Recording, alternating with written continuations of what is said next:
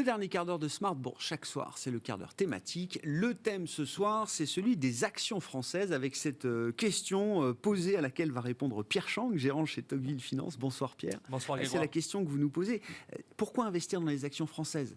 Autrement dit, quelles sont les bonnes raisons d'investir dans les actions françaises? Et je trouve que c'est une très bonne question. C'est vrai que quand on pose cette question, ça fait un petit peu voilà, du vu et revu, mais nous on pense que la France, c'est un thème d'avenir en fait. Investir sur les valeurs françaises, c'est un thème d'avenir.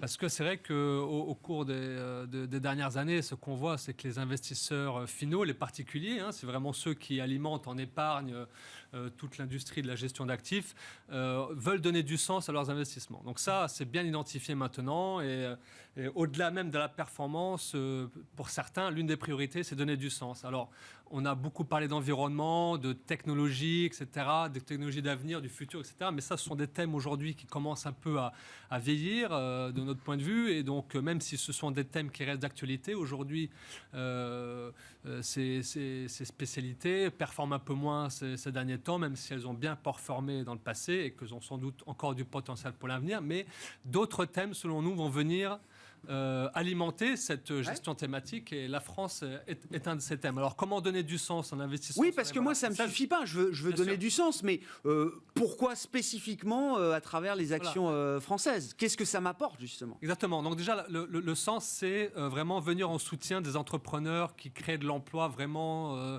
à côté de chez vous, dans votre région, dans votre pays déjà, ou même dans l'Union européenne. Déjà ça, c'est une manière de soutenir le tissu de production locale, déjà premièrement.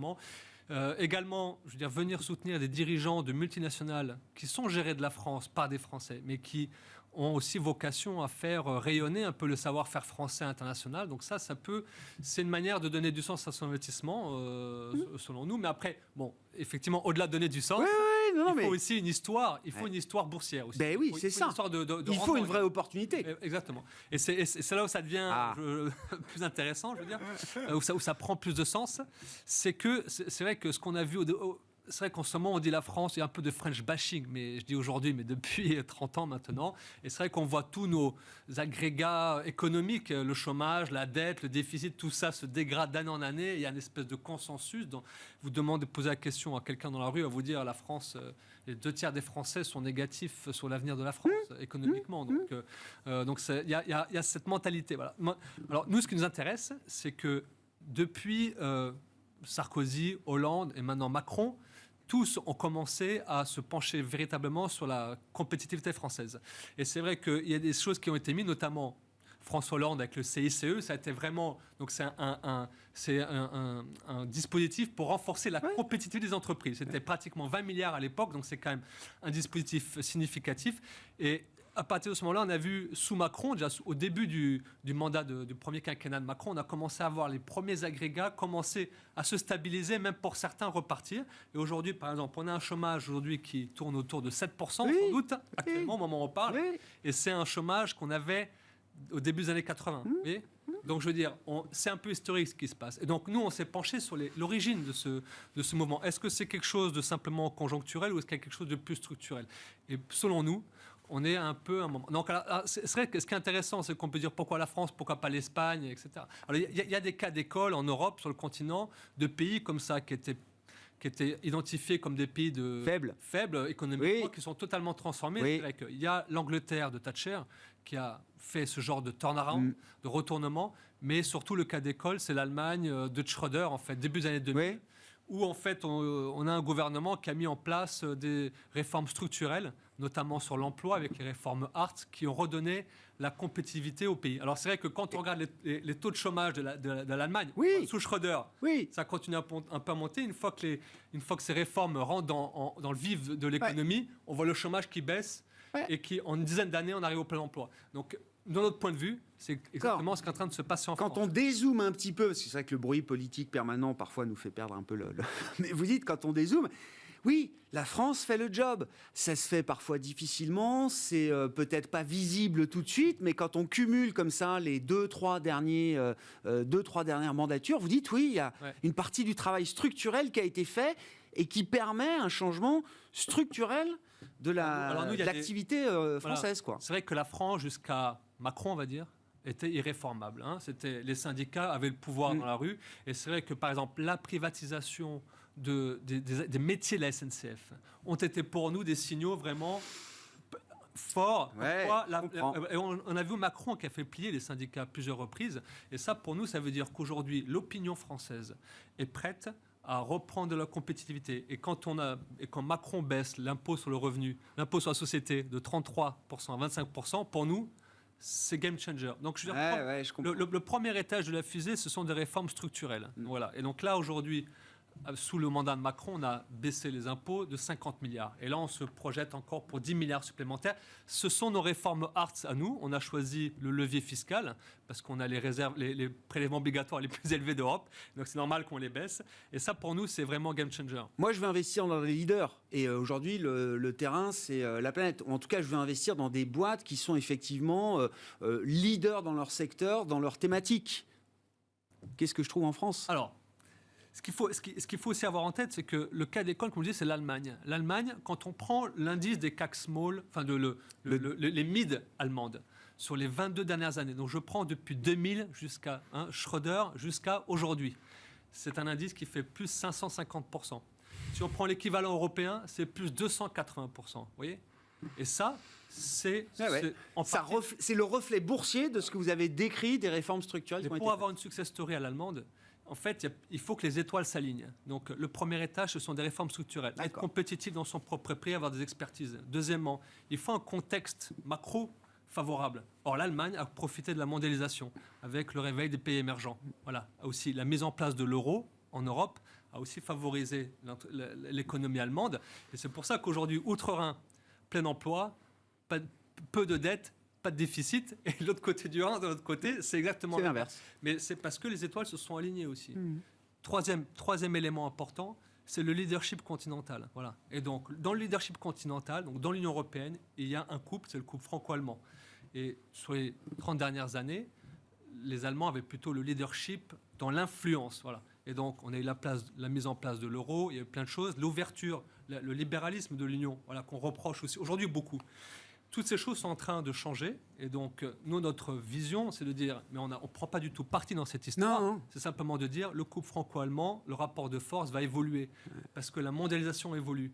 Si la mondialisation évolue, le positionnement... Le modèle français... Le positionnement de l'Allemagne dans le monde doit évoluer. Et donc, on l'a très bien vu pendant la crise en Ukraine, où on a un gouvernement allemand qui est...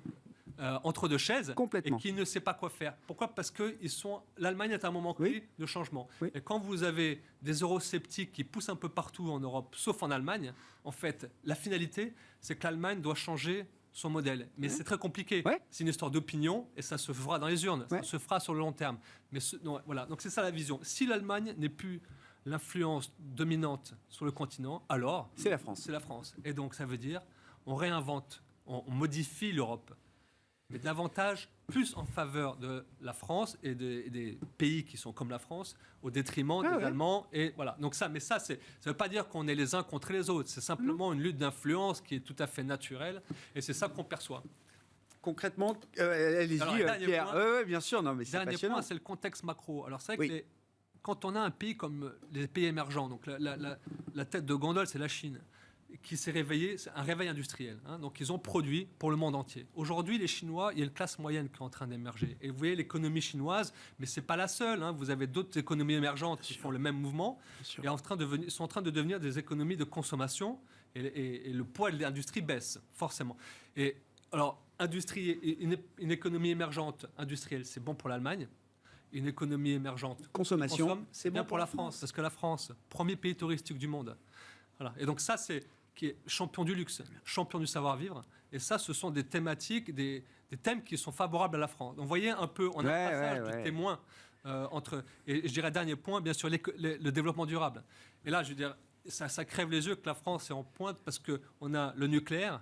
Et là, maintenant, l'hydrogène qui va venir monter en puissance. Et tous ces thèmes-là, toutes ces histoires, on peut les jouer en bourse aujourd'hui. Et moi, ce que je pense, c'est que le CAC Small, qui est l'équivalent français du MDAX, peut avoir un parcours qui ressemblerait à ce que l'MDAX c'est ça, vous ne vendez pas une histoire pour 2-3 mois. C'est vraiment, il y a 20 ans de modèle allemand, de domination du modèle économique allemand, et vous dites maintenant, parce que le monde est en train de changer, c'est le modèle français qui est peut-être le modèle à suivre, en tout cas le modèle qui va influencer, formater peut-être l'Europe. Il va un peu plus profiter d'un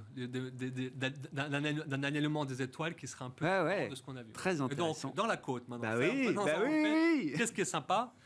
Voilà. Donc, il y a un cas pour nous qui est Qu'est-ce qui colle avec cette analyse?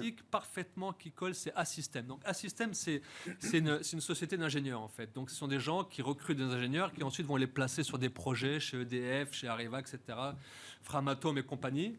Et donc, si vous voulez, Assystem se débattait un petit peu dans un environnement où, en fait, si vous voulez, il faisait la maintenance des centrales nucléaires d'EDF. Il y avait un marché qui n'avait pas des perspectives. Pas d'avenir.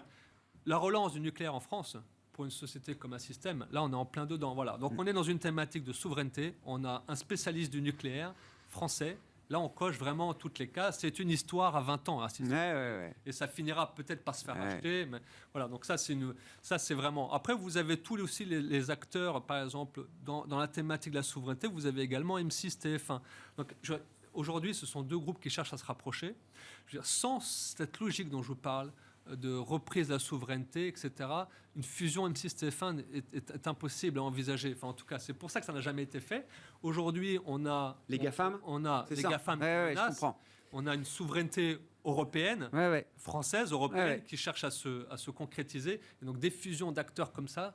un grand groupe de médias, de communication... français, voire européen, c'est quelque chose effectivement qui rentre dans cette idée stratégique de souveraineté. Exactement. Ensuite, il y a bien sûr quelques valeurs hydrogènes dans la côte française. Donc vous avez bien sûr McPhy, HRS, Hydrogène de France, dans une moindre mesure également la Française de l'énergie, qui extrait du gaz dans les anciennes mines de houille dans le nord de la France, qui extrait du gaz et qui le remettent dans le réseau. Donc ça aussi, tout ça, ce sont des sujets de souveraineté. Bon, bien évidemment, vous avez tous les acteurs du luxe. J'en parle même pas. Oui, c'est évident. Ça, on les connaît, ceux-là. Oui, bien sûr. Eux vont surfer là-dessus encore pendant longtemps. Je veux dire, d'ailleurs, si l'an dernier, le CAC 40 a largement battu la plupart des indices mondiaux, c'est en particulier grâce au luxe. Vraiment, là, on a bien sûr LVMH, Hermès et Kering qui sont... Rémi Cointreau, bien évidemment, aussi. C'est fantastique. Il faut qu'on s'arrête. Le tourisme.